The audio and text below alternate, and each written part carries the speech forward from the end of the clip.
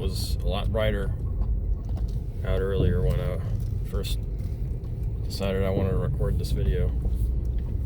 But then first my friend lost his wallet.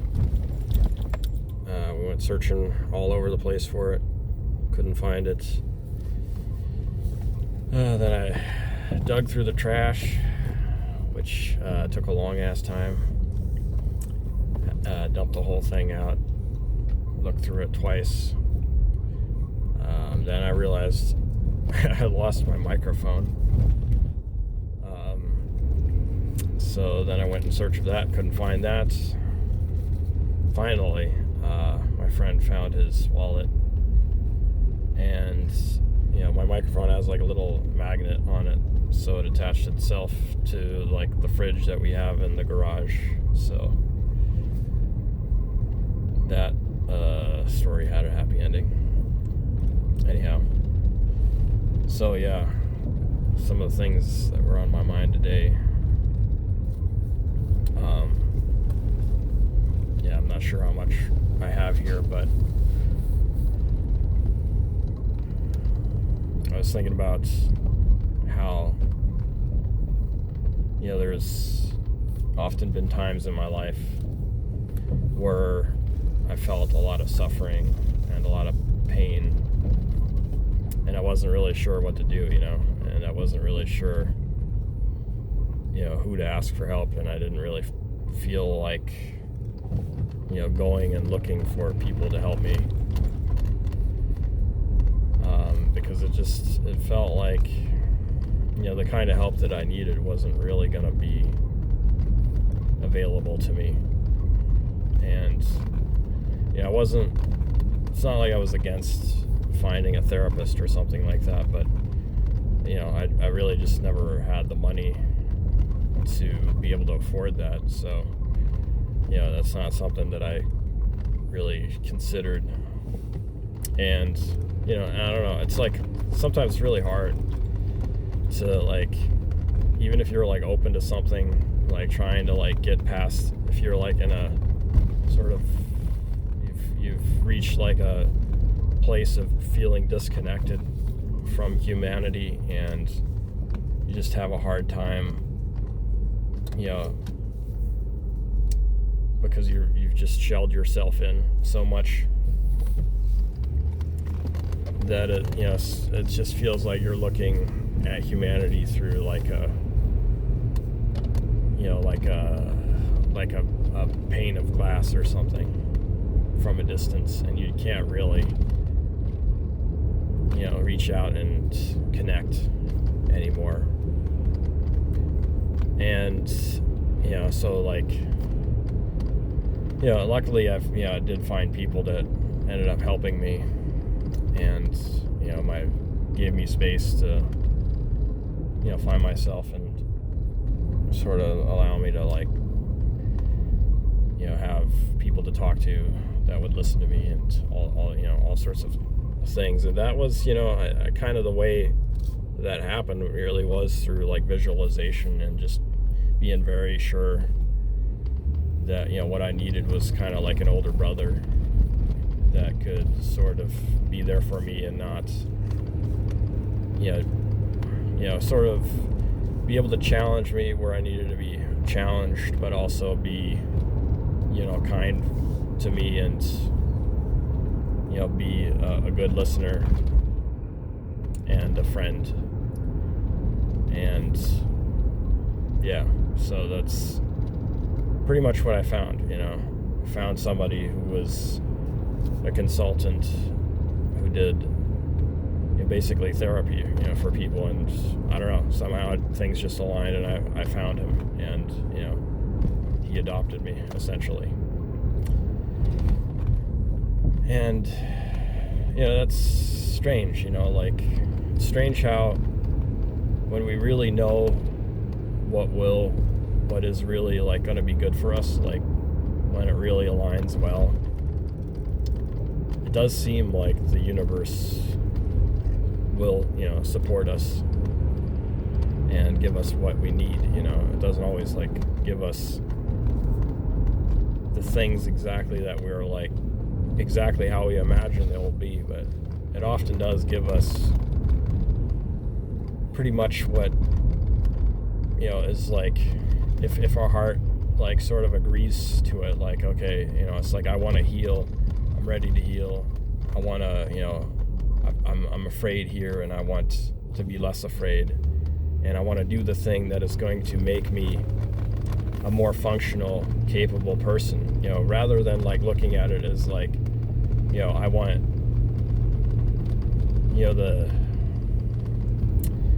the thing that is like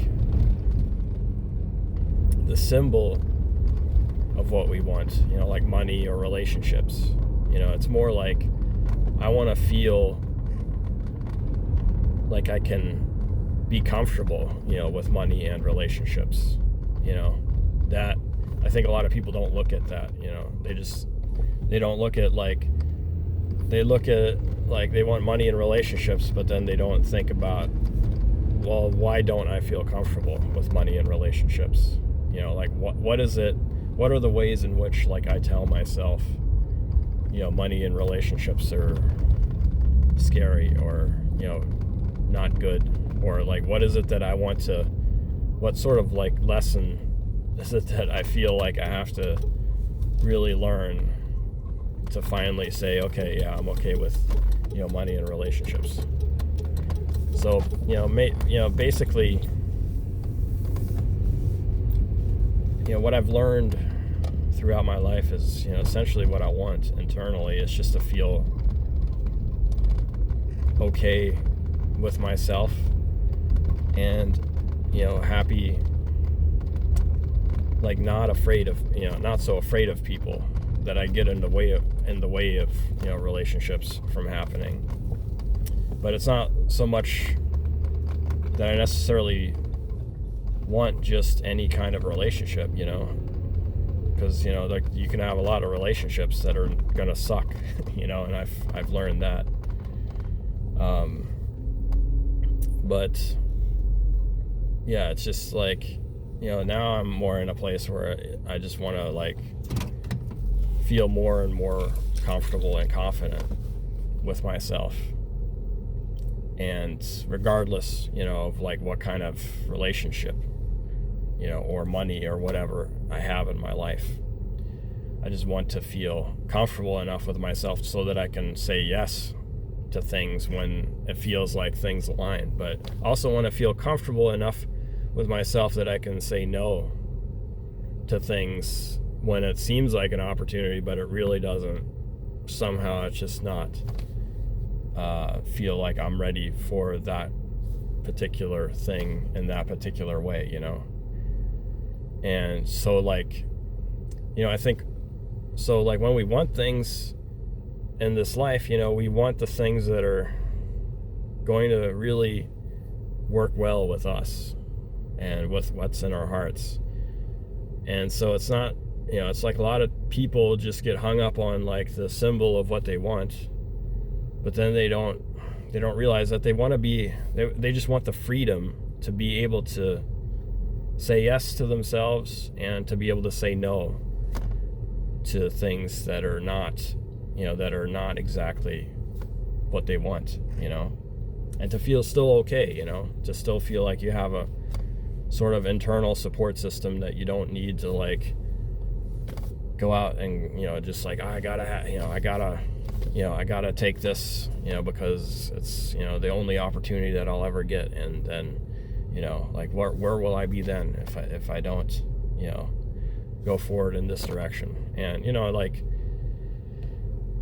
I think that's part of the learning process as we, when we're younger, and, we just sort of have to try things to realize, like, sometimes what is for us and what is not for us, and to really realize that, like, it's okay to not, always have, the things that we imagined that we wanted, but to just feel sort of comfortable and within ourselves that we're like, that we feel like we're functioning as like a natural human being and not like a fearful human being, like that we're able to feel, that we're able to meet people with confidence, that we're able to not feel lesser than other people.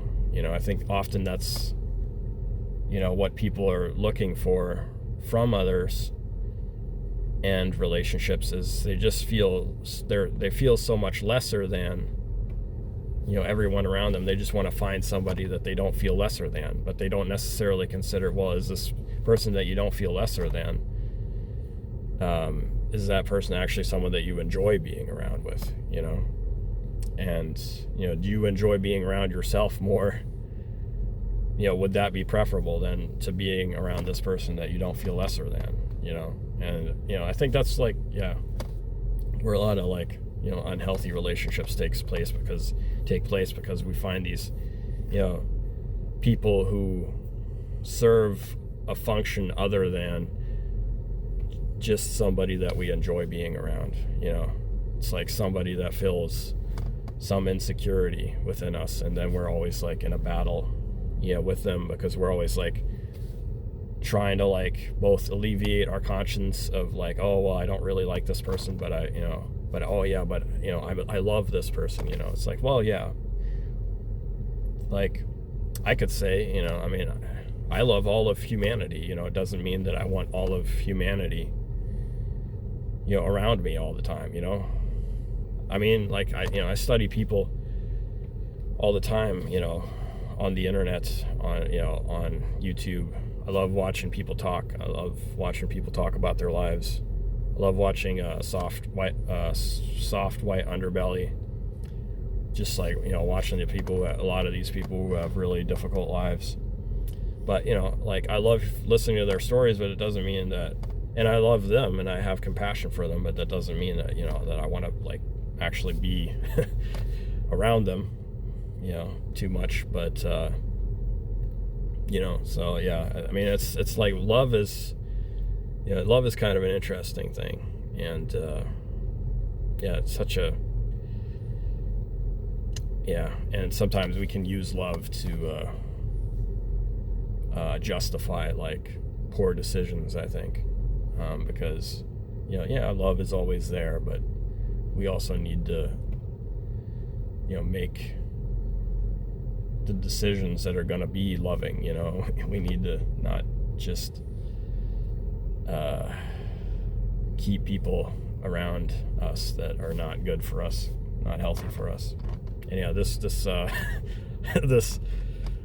went in a completely different direction than what I was planning on talking about.